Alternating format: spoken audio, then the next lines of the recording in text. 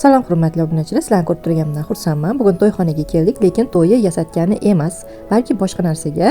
Fotiha bayramini chiroyli qilib o'tkazib berishga to'g'ri kelyapti. Hozir mana shu foto zonalarimizni qo'yib beramiz va bu yerda Fotiha bayrami boshlanadi.